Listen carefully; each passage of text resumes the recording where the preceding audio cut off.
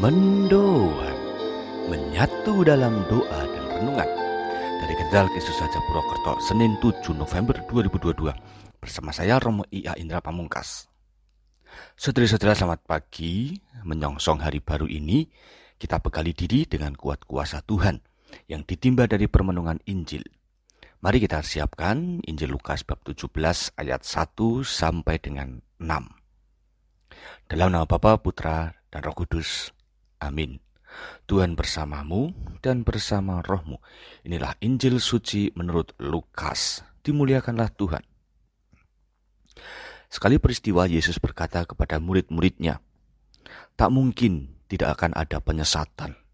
Tetapi celakalah orang yang menyebabkannya. Lebih baik baginya jika sebuah batu kilangan diikatkan pada lehernya, lalu ia dilemparkan ke dalam laut daripada ia menyesatkan salah seorang yang lemah ini. Jagalah dirimu. Jika saudaramu berbuat dosa, tegurlah dia. Dan jika ia menyesal, ampunilah dia. Bahkan, jika ia berbuat dosa terhadapmu 7 kali sehari dan 7 kali ia kembali kepadamu dan berkata, 'Aku menyesal,' engkau harus mengampuni dia." Lalu para rasul berkata kepada Tuhan, "Tambahkanlah iman kami." Tetapi Tuhan menjawab, "Jika kalian memiliki iman sebesar biji sesawi, kalian dapat berkata kepada pohon ara ini, 'Tercabutlah engkau dan tertanamlah di laut,' maka pohon itu pun akan menurut perintahmu." Demikianlah sabda Tuhan. Terpujilah Kristus. Persekutuan adalah salah satu pondasi gereja. Dengan bersekutu dan berjalan bersama, gereja menemukan hakikatnya di dunia.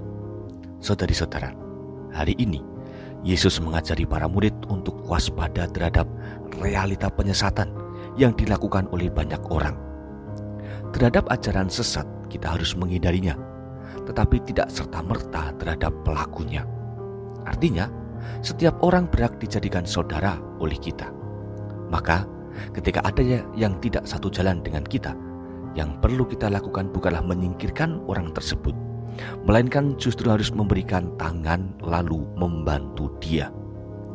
Sebagai satu tubuh dalam Tuhan, kita perlu menyelamatkan orang lain pada jalan yang benar.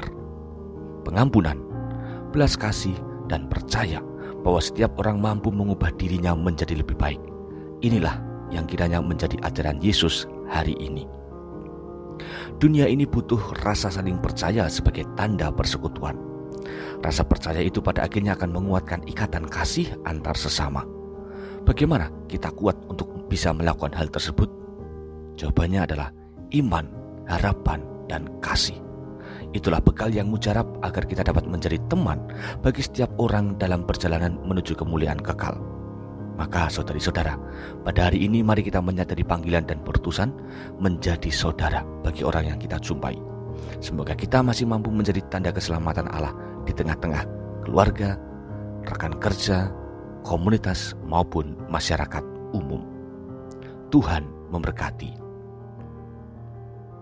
Mari berdoa. Allah Bapa Maha Kasih, tambahkanlah iman kami dalam perutusan sebagai pelaku keselamatan. Buatlah diri kami selalu bersedia diubah dalam kebenaran oleh Engkau. Dan akhirnya kami pun mampu memberi berkat pada setiap orang. Luruskanlah jalan kami dan penuhilah semangat persatuan dalam hati kami. Kami yakin akan kasih-Mu yang akan mendamaikan setiap pergulatan kami.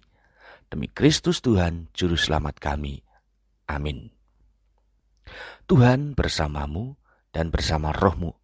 Kita semua, keluarga kita, mereka yang kita doakan dan segala rencana kebaikan kita hari ini senantiasa dalam berkat Allah yang Maha Kuasa, Bapa, Putra, dan Roh Kudus.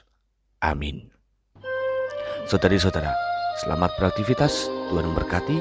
Salam mendoan.